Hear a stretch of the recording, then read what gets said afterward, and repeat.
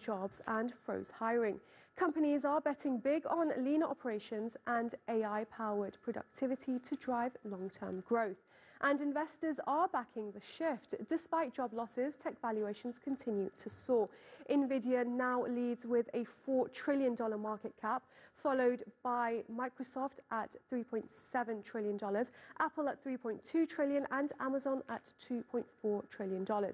For Wall Street, efficiency plus innovation equals record-breaking value, even if it means fewer jobs. Let's get more on this now with Alex Leschik, who joins us from Washington. He's the founder of AI literacy program Zen. Good to have you with us, Alex. Now, how do you explain these massive layoffs in tech while company profits and valuations soar?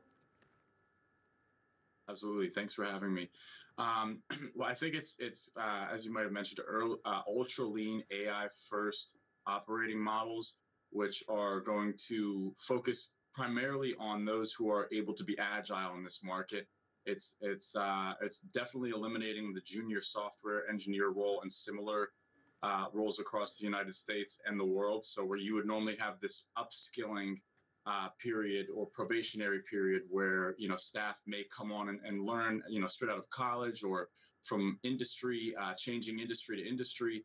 That is just kind of going away. You're starting to see these senior level or more veteran roles take on more of a workforce and a workload, being able to use artificial intelligence, automation, and the likes to balance that workload. And is AI truly taking over human jobs, or is it just transforming them into something else? The IMF estimates that about 40% of global roles are AI exposed or in positions where AI and automation can kind of take those over. And I've seen firsthand that once you automate a certain portion of a role, so if you take, for example, a report that has to be compiled from a certain platform every single month, and that is able to be automated, whether it's with or without artificial intelligence. Artificial intelligence just kind of gives you a little bit more leverage. You're able to kind of expand into other aspects of roles and start to say, hey, we can automate this report, we can automate this function, send emails out to individuals or clients. And I think the upside for businesses is almost unlimited because you can kind of scale that as you will throughout the company and throughout operations. And for employees, it's a little bit more of a risky situation because there's almost nothing that cannot be somewhat automated or improved with the use of artificial intelligence. And what key roles are we seeing the most automation in? I would say, surprisingly enough, the one that people thought would not be hit first is software engineers or software facing roles where you're hands-on. There's been the explosion of the term vibe coding, which may cause more issues down the road just for the lack of debugging or a firm understanding of what makes up these code bases.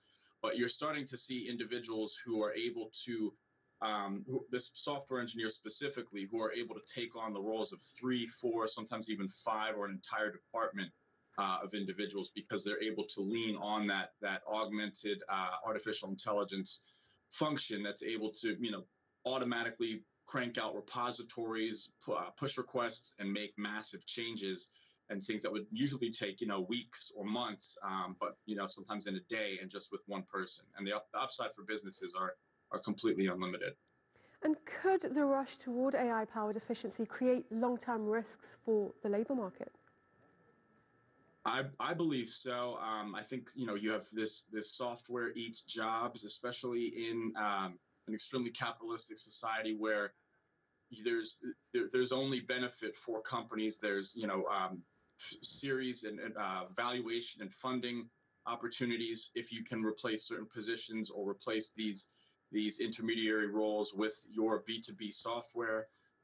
So I think the conversation needs to be had sometime very soon. I used to think, maybe 5, 10, even 15 years off, but I think sometime in the next 5 years at the most, governments across the world should start to determine, take a look at what the landscape looks like for automation and artificial intelligence and say, where do we start to regulate this and start to put, just stopgaps in place for the people, because you'll get to a place quite quickly where many of the jobs become automated or become part of some platform that's available where you can pay $20 to $200 a month to to replace an individual's function and have a model that's trained on their role and their title do this.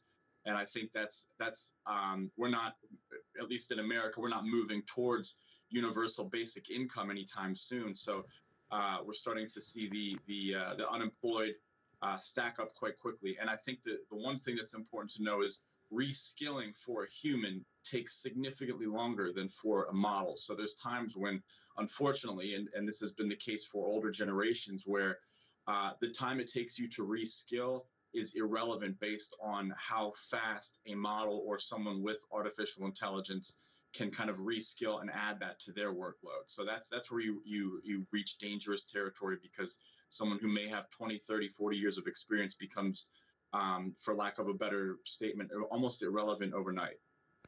Alex Leschik, founder of AI literacy program Zen, thank you very much for joining us. Absolutely. Thanks for having me.